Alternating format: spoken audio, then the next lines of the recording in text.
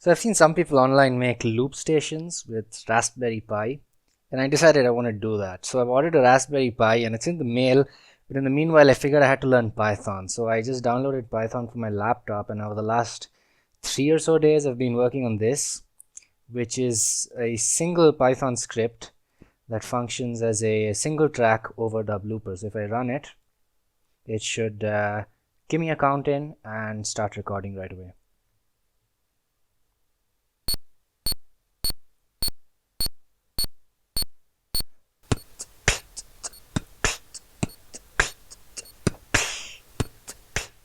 Right, so I hit enter there, and now it's gone from overdub mode into play mode, and it's not recording now, so I can speak over the top of it or play over the top of it, what I want to do. Then if I press enter again, it's going to go back into overdub mode and I can add more layers.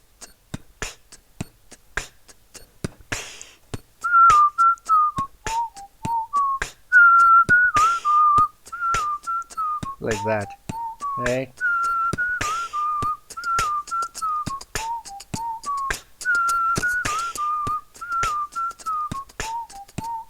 So, it works, and I could actually see myself using this just in its current form musically. But the idea is eventually I'm going to make a multi-track looper and put it on a Raspberry Pi. But I like this as it is too. So I'm not going to go through the code line by line because I'm not a programmer and I'd probably get a bunch of things wrong, and it would not be particularly entertaining or informative at all. But I'm going to go over some of the high points, and after that, at the end of the video, I'll try and hook my guitar up to this. I am just using my computer's internal sound card. I'll talk about a little bit more about that in a bit, but I'll try and plug my guitar into that. And then also, if you want to run this script, but you don't want to install Python and install all the libraries, because that is a bit of a headache, I've also made a exe file version of this, and I'll put that link to that in the description as well, and I'll show how to use that after I talk about the code a little bit. So you can skip ahead to that, or you can skip ahead to the jam, or stick around for some badly explained code. Okay, so I'm using the Pi Audio library, which is really cool because it basically gives you access to the data from your sound card, both what's coming in and what's going out, as binary encoded integers, which is handy because you can add, subtract, multiply, do all sorts of cool things, manipulate that data coming in. And what happens? Oh, one thing. The Pi Audio library is only available up to Python 3.6. So I am, at least the official version is. So I'm running Python 3.8, and I didn't know that the Pi Audio library was only available up to Python 3.6. And the sole reason I installed Python was really to use this thing. So I had to go to some university website and download an unofficial version and install that.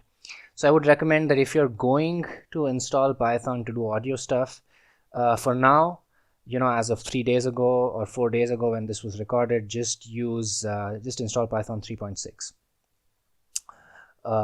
Okay, so we have this Pi Audio library, and from the Pi Audio library, we get a PA object, right? The object PA. This is essentially a Pi Audio object.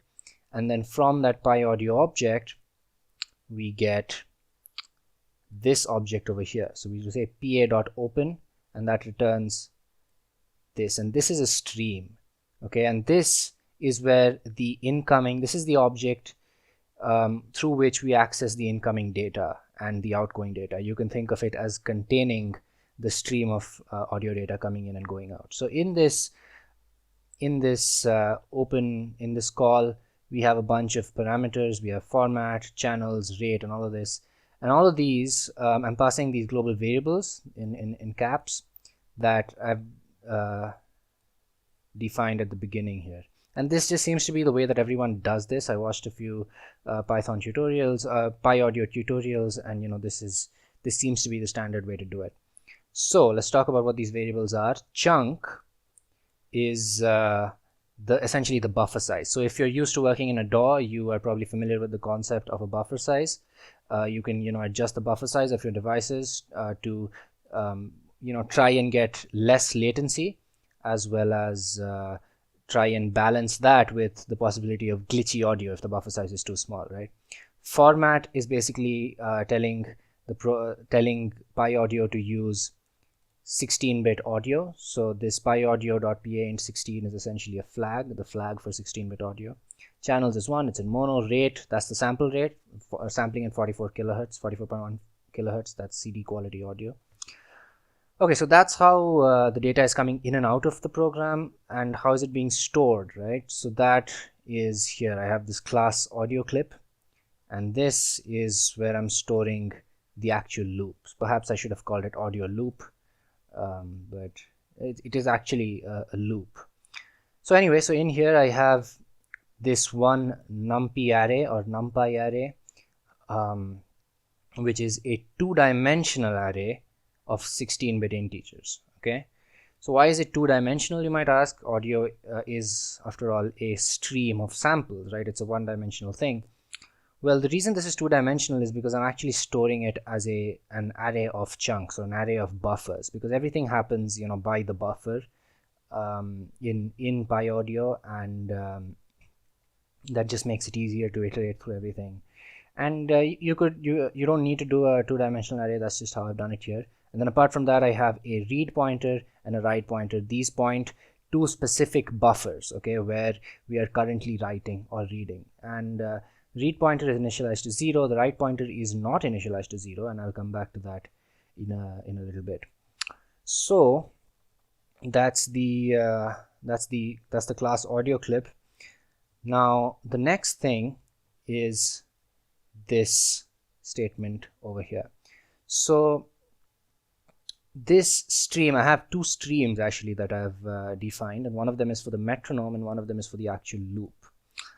And this last statement over here is causing Pi Audio to be run, or causing this stream to be run in Pi Audio's callback mode. Okay, so you can put a function name over here, and what happens is when you say start.stream, it then calls this function which I've defined up here.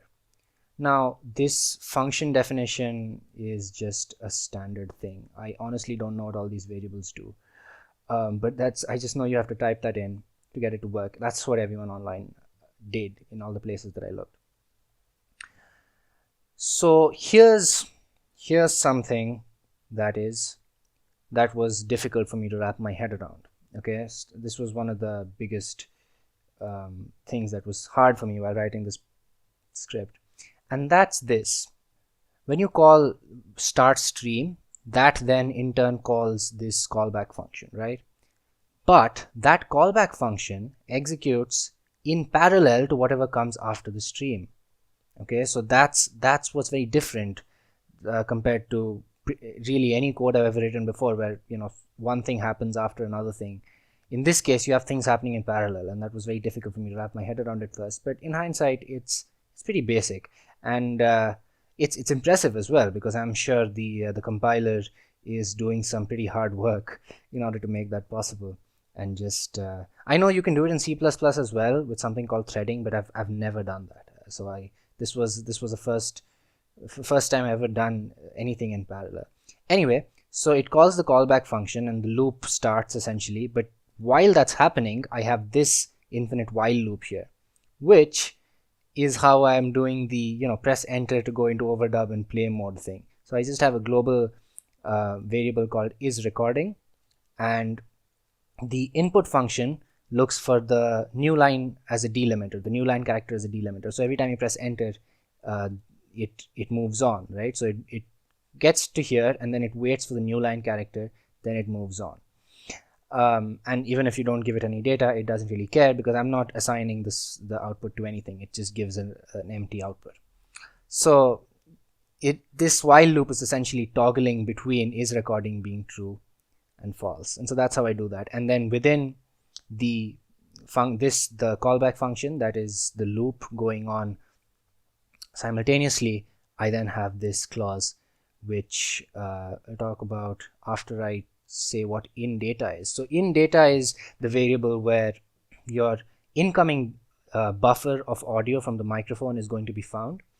Frame count is the buffer size, but that again, it's just something that's being passed internally. I don't think you can really use that, and then I have no idea what these two are. I just know you have to type this in to get it to work. As I said, I looked a lot of these things up and have kind of pieced together a script. So what I'm doing is, if we are recording, then we just dub, and I'll come back to the dub function in a little bit, but we dub the incoming data into the clip. All right, pretty simple. And if not, or even if that does happen, we then read data from the clip and play it. Okay, so that's what this function is doing essentially. And then so how is it a loop? That's another thing I want to talk about. Is it's a clip, but I basically have these increment pointer functions over here. So I have increment write pointer and increment read pointer, and as you can see, it's not a simple increment, right? So it's an increment, and then there's this modulo clip length, which essentially makes it so that once it reaches the end of the clip, it just loops straight back to the beginning again. Okay, so that's that. Now let's talk about the dub function. This one is interesting. So the basic idea is pretty simple. You have an incoming buffer of audio, and you are at one particular buffer where you're going to write or you're going to dub, which is stored in self.writeP. Okay, that's the write pointer. You iterate through the buffer, and you set each sample equal to itself times some number plus the incoming sample at that position times another number. Okay, the question is, what should these numbers be? So now my first instinct was to just have constants. Okay, so the existing one times 0.7 plus the new one times 0.7, for example. Well, here's what happens. Here's the problem with that. Let's talk about if we don't add a multiplier, if we just keep adding tracks one on top of the other. What's going to happen is, eventually your track is going to get louder and louder until the point it clips. So you can't do that. So I did 0.7 times this plus 0.7 times that. Well, here's the problem. You have 0.7 times one plus 0.7 times the other, and that's fine. Both of those. So you have the first one and the second one, they're going to be in balance. However, when you come and try to put the third layer on top, then the existing track is already 0.7 times the first plus 0.7 times the second, and then you add 0.7 times the third. Well, the first and second are now going to be again multiplied by 0.7, and so what you're going to have is 0.49 times the first plus 0.49 times the second plus 0.7 times the third. And so eventually, as you add more and more layers, the older layers are just going to disappear from the mix, and that's not good. You don't want that. And so how I get around that is I have this function which checks whether the loop is restarting, and then every time the loop is restarting, it just multiplies mix ratio by 0.9. And so what ends up happening here is we get the first time around, you get 0.9 times the existing loop plus 0.9 times the new loop. All right, so far so good. Second time, you get 0.9 times the existing loop plus 0.81 times the new one, right? And then you get third time, you get 0.9 times the existing one plus 0.729 times the new one. And so in this way, you maintain the relative balance of all the loops. They all are the same loudness, all the overdubs rather, and it also does not clip because it saturates at about 10 times the loudness of one track, and that's just 20 dB gain, which is fine. Now, so that's the dub function. Last thing I want to talk about is latency, and this is something I was worried about actually initially, because the amount of time it takes for your audio card to output data to your earphones is different from the amount of time it takes for it to read data from the microphone. And so what's going to happen actually is that your recorded data is going to be out of sync with the loop, right? And so how do you correct for that? I was kind of worried about it. I thought it might be difficult, But by the time I got around to actually implementing it, I realized it's not difficult. So all I'm doing is that I'm initializing the write pointer to a different point than the read pointer. Now the reason I don't just have latency here and instead I have clip length plus latency mod clip length is because latency in this context would actually usually be a negative number, in the sense that it takes more time to write data into your audio clip than it does to read data from it, which is why you need a negative latency. Now you can't write data before it was recorded, obviously. So what you do is, when you have data going in at the beginning of one loop, you actually put it slightly before the beginning of the next loop, and that's what this does.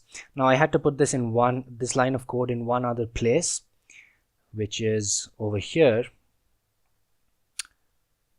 And the reason for that, honestly, I don't know.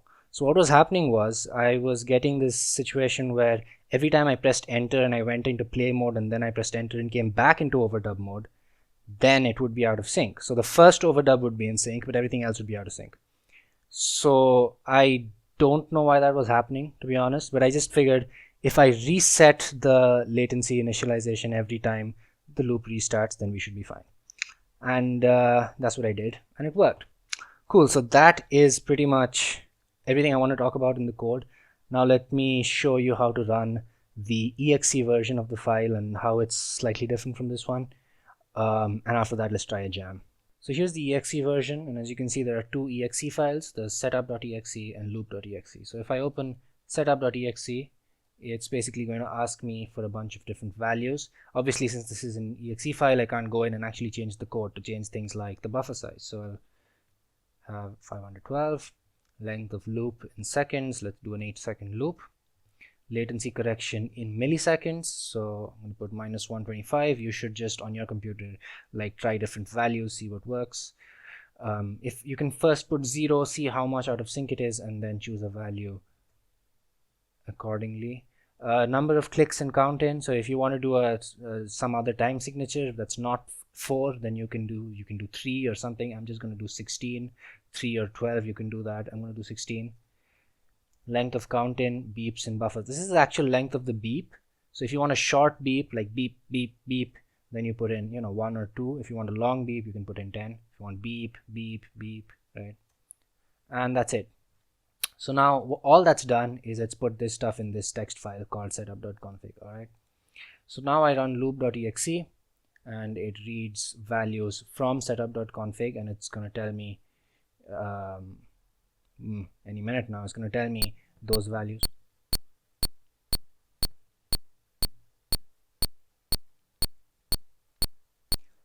Those values.